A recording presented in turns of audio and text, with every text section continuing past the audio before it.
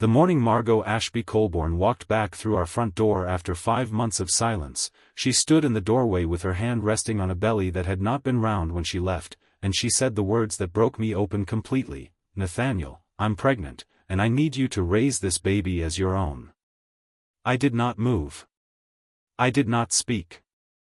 I simply stood there in the kitchen we had painted together 9 years earlier, holding a coffee mug that suddenly felt impossibly heavy, staring at the woman I had loved since I was 23 years old, trying to understand how 5 months could rearrange an entire life. Before we go further into this story, if you believe in kindness, in forgiveness, in the quiet strength it takes to hold a family together even when it has been shattered, I want to ask you to like this video, leave a comment, share it with someone who needs a little hope today, and subscribe to our channel so that stories like this one continue to reach you.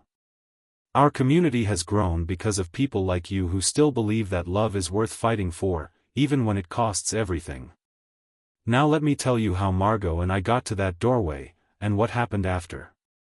I met Margot on a rainy Tuesday in October, in a small bookstore in the town of Ashford Hollow, where I had gone to escape a particularly miserable week at the accounting firm where I worked. She was standing in the poetry section, laughing quietly to herself at something she was reading, and when she noticed me watching her, she did not look embarrassed. She simply held up the book and said, "This poet clearly never had to file taxes," and something in the ease of her laughter made me feel like I had known her my whole life. We talked for 2 hours that afternoon, long after the rain had stopped, and by the time I walked her to her car, I already knew I wanted to marry her. It took me 18 months to work up the courage to actually do it, but when I finally asked, kneeling in that same bookstore near the poetry section where we had met, she cried so hard the store owner had to bring her tissues. Our early years together were, by any honest measure, happy ones.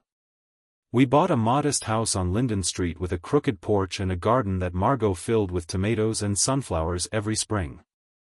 I worked steadily, she taught 3rd grade at the local elementary school, and on weekends we took long drives out to the coast, stopping at diners with names like the Blue Anchor or Rosie's Griddle, eating pancakes and talking about the children we would someday have. Margot wanted 3. I always said 2, mostly to tease her, because I knew that whatever number we landed on, I would be happy as long as she was the mother of them. The trouble began quietly, the way most real trouble does. We started trying for a baby in our 4th year of marriage, and month after month, nothing happened. At first we treated it lightly, joking about timing and luck, but as the months stretched into years, the jokes stopped coming, and in their place grew a heaviness that settled into our home like fog rolling in off the coast we used to visit. We saw doctors. We tracked cycles with a diligence that turned intimacy into something closer to a chore. We spent our savings on treatments that promised hope and delivered heartbreak instead, month after month, cycle after cycle, until the word, unexplained infertility, became a phrase we both learned to hate. I want to be honest with you about what that kind of grief does to a marriage, because I think too many stories skip over it, and it is the part that matters most. Margot changed during those years, not all at once, but in small, cumulative ways. She stopped going to her sister's baby showers. She started avoiding the toy aisle at the grocery store, taking longer routes just to skip it. She began to speak less at dinner, and when she did speak, there was often a hollowness in her voice that I did not know how to fill. I tried. I brought her flowers on the days our treatments failed. I held her while she cried in the bathroom with the water running so the neighbors would not hear. But I will admit, with the kind of honesty that only comes with time and distance, that I did not always know how to reach her. I grieved too, in my own quieter way, but I often buried it beneath work and busyness, and I think Margot began to feel that she was grieving alone. By our 8th year of marriage, something inside her had gone very tired. She began seeing a therapist, a kind woman named Dr. Priya Nandakumar, though Margot rarely told me what they discussed. She started taking long walks by herself in the evenings, sometimes not returning until after dark, though she always said she simply needed air. I did not suspect anything at the time, not because I was foolish, but because I trusted her completely, and because grief, I have learned, can make people do things that have nothing to do with malice and everything to do with drowning. The day she told me she needed to leave, we were sitting on our back porch, watching the sun go down over the garden she had built with her own hands. She said she felt like a stranger in her own body, like a woman who had spent a decade failing at the one thing she believed she was meant to do. She said she loved me, that this was not about love, but that she needed to go somewhere else for a while, to find whatever version of herself had gotten lost along the way. She did not ask for a divorce. She did not pack many things. She simply said she needed time, and because I loved her, and because I could see the exhaustion behind her eyes, I let her go, believing, foolishly perhaps, that she would come back to me whole. The first month without her was the loneliest of my life. I walked through our house touching things she had touched, sitting in chairs where she used to read, listening for footsteps that never came. I called her every few days, and at first she answered, her voice thin and far away, telling me she was staying with an old college friend named Bridget Ellsworth in a coastal town 3 hours north. She said she was healing. She said she needed more time. I believed her, because the alternative was too frightening to consider.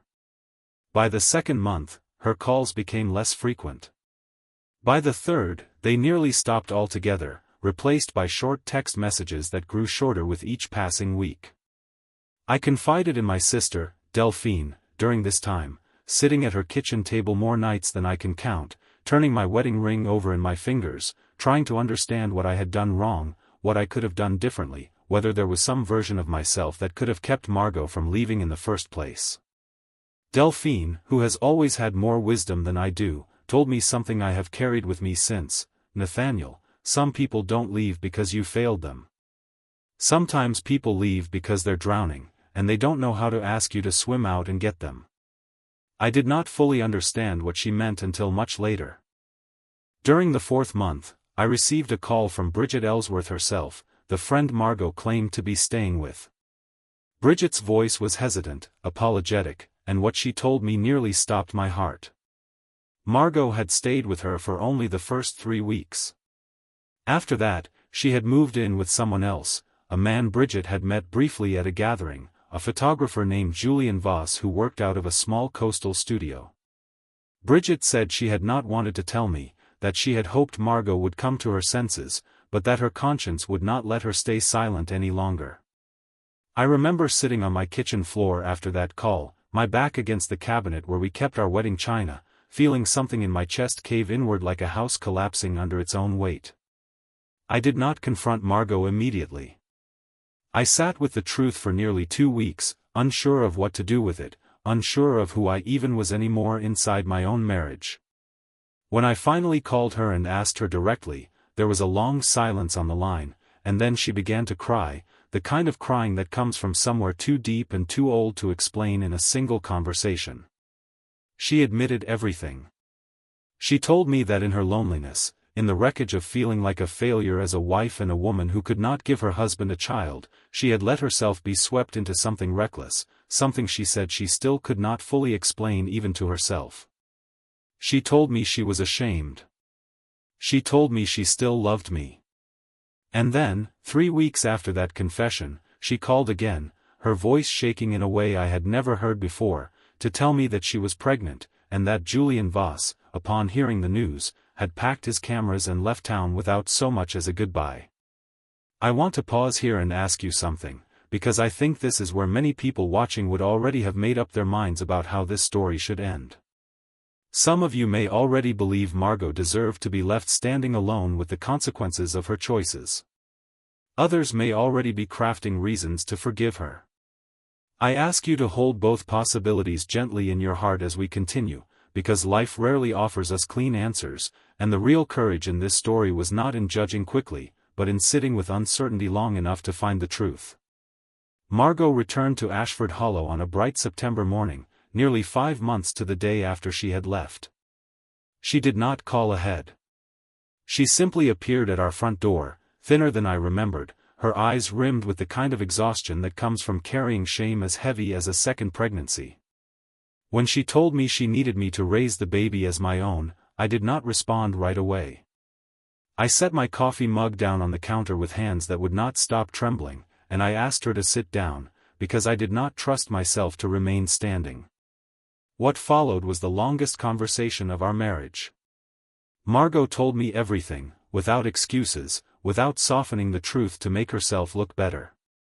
She told me about the loneliness that had swallowed her whole during our years of trying and failing to have a child. She told me about the shame she felt every time a friend announced a pregnancy, about the nights she lay awake convinced that she was somehow broken, unworthy of the life she had once imagined for herself. She told me about meeting Julian Voss at a low point when she felt invisible even to herself, and how his attention, however hollow it turned out to be, had felt for a brief and foolish moment like being seen again. She told me that when she discovered she was pregnant, joy and horror had arrived in the same breath, because she realized immediately that the man responsible for the child had no intention of staying, and that the marriage she had nearly destroyed was the only home she had left in the world. I asked her the question that had been burning in my chest since she first said the word pregnant. I asked her why she thought I would agree to raise a child that was not mine, a living reminder of the worst months of our marriage, a child born from someone else's choices. Margot did not defend herself. She simply wept, and through her tears she said that she had no right to ask anything of me at all, that she would understand completely if I asked her to leave and never come back, but that she could not bring this child into the world without at least telling me the truth and letting me decide for myself what kind of man I wanted to be. I will admit to you honestly that for the first several days after her return, I did not know what kind of man I wanted to be. I moved through those days in a fog of anger and grief so tangled together that I could not always tell one from the other. I stayed at my sister Delphine's house for nearly a week, unable to sleep in the bed I had shared with Margot for 9 years. Delphine did not tell me what to do. She simply made tea, sat with me in silence, and occasionally reminded me that whatever I decided, I did not have to decide it in a single week, and I did not have to decide it alone. During that week, I spoke with our neighbor, Wendell Prosser, a retired schoolteacher who had lived next door to us since before Margot and I were married. Wendell had lost his own wife to cancer several years earlier, and in the aftermath of that loss, he had become something of a quiet philosopher on our street, the kind of man everyone eventually found themselves talking to on his porch in the evenings. When I told him what had happened, expecting judgment or at least a raised eyebrow, Wendell simply nodded slowly and said, "Nathaniel, I buried my wife knowing every single thing about her, good and bad, and I would give anything, anything at all, to have 5 more months with her, even messy months, even painful ones. The question isn't whether Margot is perfect. No one is. The question is whether the love you built together is still worth protecting." His words did not erase my anger, but they planted something in me that grew slowly over the following days, a small and stubborn seed of possibility. I also, during that difficult week, allowed myself to grieve honestly for the first time in years, not just for what Margot had done, but for everything that had led us to that point. I grieved the children we never had. I grieved the version of our marriage that infertility had quietly worn down year after year. I grieved my own failures, the nights I had buried myself in work instead of sitting with Margot in her pain, the ways I had assumed strength meant silence rather than presence. I do not say this to excuse what Margot did, because I do not believe her choices were my fault, but I came to understand that our marriage had been suffering long before Julian Voss ever entered the picture, and that healing, if it was possible at all, would require both of us to take responsibility for the ground that had eroded beneath us. After 9 days away from our home, I returned to Linden Street on a Sunday morning. Margot was sitting on the back porch where she used to read, her hands folded over the small curve of her belly, staring out at the garden that had gone slightly wild in her absence. She did not hear me approach at first, and I stood in the doorway for a long moment simply watching her, this woman I had loved for over a decade, now carrying a child that was not mine, weighed down by a shame so heavy it seemed to bend her shoulders forward. When she finally noticed me, she did not speak. She simply looked at me with an expression of such raw vulnerability that something in my chest, something that had been clenched tight since the day she left, finally began to loosen. I sat down beside her on the porch steps, and for a long while neither of us said anything. Eventually, I asked her the question I had been turning over in my mind for 9 sleepless nights. I asked her if she still wanted our marriage, not out of desperation or fear of raising a child alone, but because she genuinely loved me and wanted to build a life with me. She turned to look at me, and there were tears in her eyes, but her voice was steadier than I had heard it in months when she answered. She said that leaving had taught her something she wished she had never needed to learn, which was that loneliness inside a marriage can feel more dangerous than loneliness outside of one, and that in running from her pain, she had nearly destroyed the one relationship that had always been steady and true. She said she did not expect forgiveness, and that she would understand if I could not offer it, but that if there was any part of me still willing to try, she would spend the rest of her life proving that she meant every word. I did not give her an answer that day, not because I did not have one forming inside me, but because I wanted to be certain that whatever I decided came from clarity rather than fear of being alone. I spent the following weeks in a strange, suspended state, still living in our home, sleeping in the guest room down the hall, watching Margot's belly grow slightly larger each week, feeling a complicated mixture of grief, anger, tenderness, and something else I was almost afraid to name. I began attending therapy myself, something I had resisted for years out of a stubborn and foolish sense of self-sufficiency.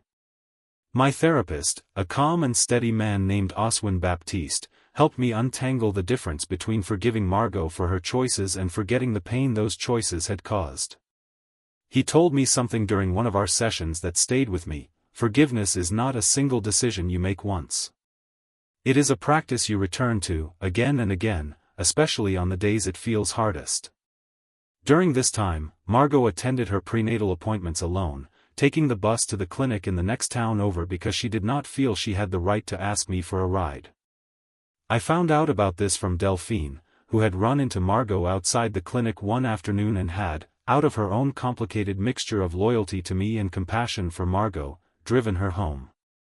When Delphine told me this, something in me broke open in a way I had not expected. I pictured Margot sitting alone on a public bus, carrying a child whose future was already surrounded by uncertainty, too ashamed to ask the one person who had built a life with her for the smallest act of support.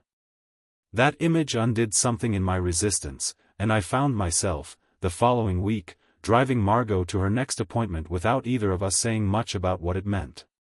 The ultrasound technician on that day was a warm, talkative woman named Priscilla Fenwick, who chatted easily with us as she moved the wand across Margot's belly, apparently unaware of the complicated history sitting silently in that small room.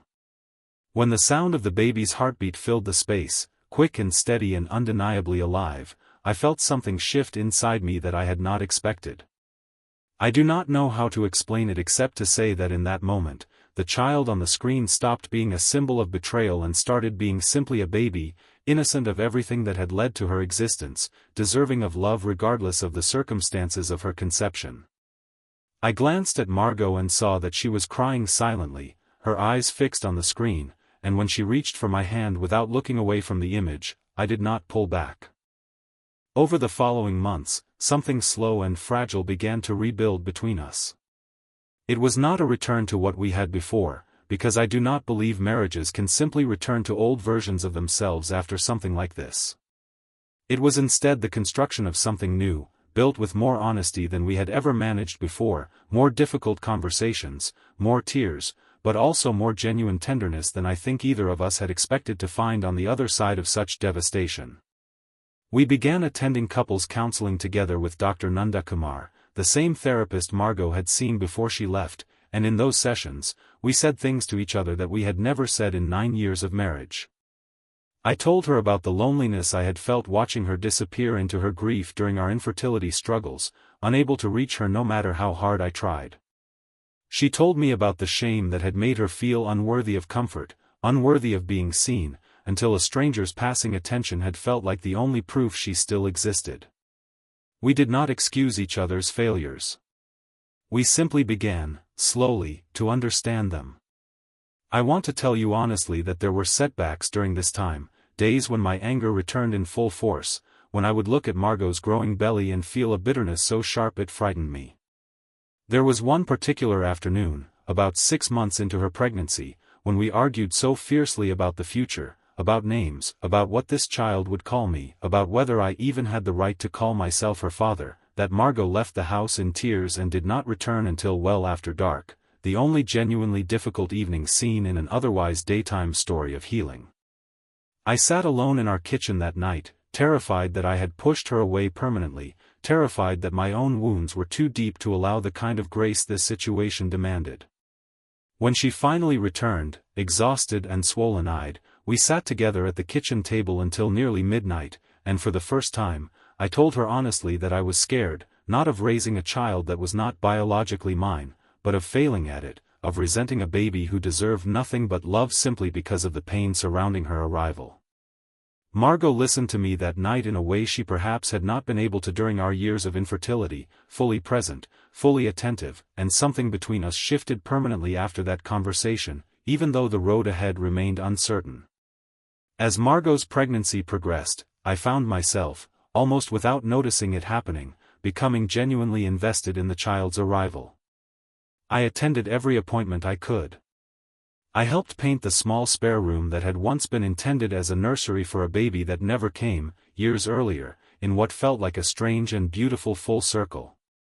I read parenting books late into countless evenings, not because anyone asked me to, but because I realized I wanted to be prepared, wanted to be good at this, regardless of the biology involved.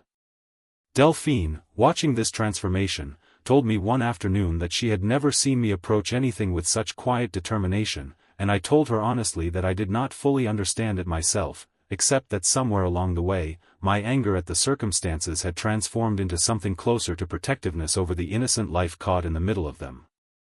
Margot went into labor on a warm spring afternoon, nearly 8 months after she had first stood in our doorway with the news that changed everything.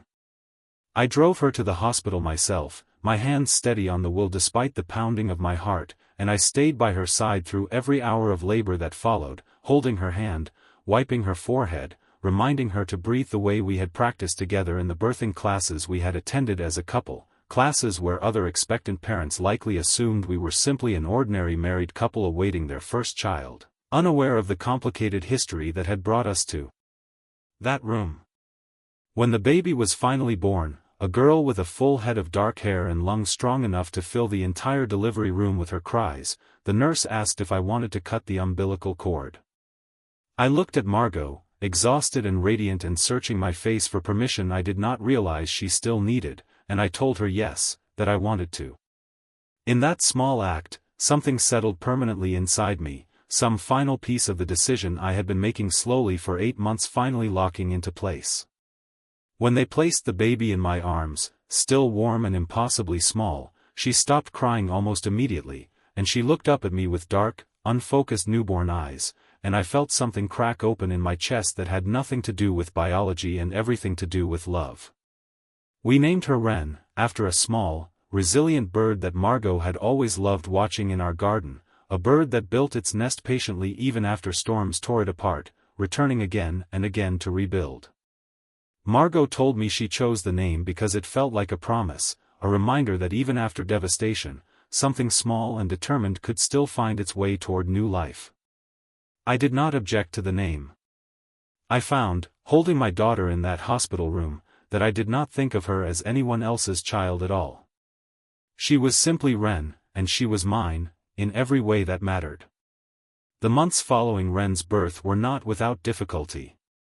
There were nights when I woke from dreams about Julian Voss, wondering if he would someday return and try to claim a place in Wren's life, though Delphine and Wendell Prosser both gently reminded me, on separate occasions, that fatherhood is built through presence and love, not through a name on a birth certificate, and that Julian's absence, whatever his reasons, was his own loss to carry, not mine. There were moments when Margot, exhausted from sleepless nights and still healing from the shame of her choices, would apologize to me unprompted, sometimes in the middle of ordinary tasks like folding laundry or making dinner, and I learned during this time that healing sometimes looks less like grand gestures and more like patiently, repeatedly, choosing to stay. I want to share with you something that happened when Wren was almost 1 year old, because I believe it captures the heart of everything I am trying to tell you in this story. It was a bright Saturday morning, and I was sitting on our back porch, the same porch where Margot had once told me she needed to leave, watching Wren attempt her first wobbling steps across the wooden boards while Margot cheered her on from a few feet away. Wren, upon reaching me, collapsed happily into my arms, laughing the particular delighted laugh that only babies seem capable of producing, and she looked up at me and said, with the careless clarity that only a child can manage, the word "Dada." I do not have adequate language to describe what that moment did to me. I looked over at Margot, who was crying quietly, watching us, and I understood in that instant that whatever pain had brought us to this porch, whatever betrayal and grief and anger had nearly destroyed everything we built together, something new and undeniably real had grown in its place, something neither of us could have imagined surviving the storm that nearly ended us. If this story has touched something in you, if you believe, as I have come to believe, that forgiveness is not weakness but one of the hardest and most important forms of strength a person can practice, I would ask you to leave a comment sharing a moment in your own life when you had to choose forgiveness over bitterness, or when someone extended that grace to you when you least deserved it but most needed it. Our community grows stronger every time someone shares their own story of second chances, and I read every comment myself, because these stories remind me that none of us walk through hardship entirely alone. Margot and I are, as I write this, still married, still living in the same house on Linden Street, though we have added a swing set to the garden and repainted the crooked porch a cheerful shade of blue that Wren picked out herself, insisting on the color with the stubborn confidence of a toddler who knows exactly what she wants. Our marriage today looks different from the one we built in our first 8 years together. It is more honest, forged through fire in a way that easier years never could have managed. We still attend counseling together occasionally, not because we are in crisis, but because we learned, through painful experience, that maintenance matters more than we once understood, that love left untended can quietly wither even without anyone intending harm. I think often about the version of myself who stood frozen in our kitchen that September morning, coffee mug in hand, hearing the words that seemed at the time like the end of everything I had built. I could not have imagined, standing in that doorway of devastation, that I would someday sit on a porch swing with a daughter who calls me Dada without hesitation, without ever knowing or caring about the complicated circumstances of her arrival into this world. I could not have imagined that the woman who broke my heart so completely would also become the person who taught me the deepest lesson of my life, which is that love, real love, is not the absence of failure, but the choice to remain present through it, to do the difficult and unglamorous work of rebuilding something broken rather than simply walking away from the wreckage. I do not share this story to suggest that every marriage facing betrayal should or even could survive in the way ours did. I know that forgiveness looks different for every person, and that some circumstances genuinely cannot or should not be salvaged, and I hold deep respect for anyone who has had to make the difficult choice to leave rather than stay. But I share this story because I believe there is value in bearing witness to the possibility of grace, in showing that even the most painful chapters of our lives do not have to be the final chapters, that sometimes the greatest act of love is not walking away when we have every right to, but choosing, deliberately and repeatedly, to rebuild something worth keeping. If this story touched your heart even a little, please take a moment to like this video, leave a meaningful comment about the lesson it stirred in you, share it with someone in your life who might need a little hope today, and subscribe to our channel so you never miss another one of these emotional journeys we bring to our community. Stories like Margot's and mine remind us that kindness and forgiveness are not naive ideals reserved for people who have never been hurt badly enough to know better. They are, instead, some of the hardest and most necessary choices we can make, and they are always, always worth the risk.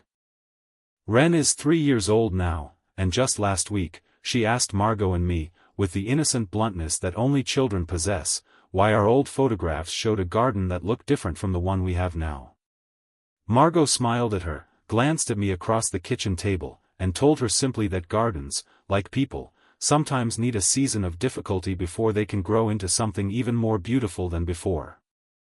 Wren, satisfied with an answer she did not fully understand and did not need to, returned to stacking her wooden blocks on the kitchen floor, humming a tune from one of her favorite shows, entirely unaware that she was living proof of a truth her parents had learned the hardest possible way.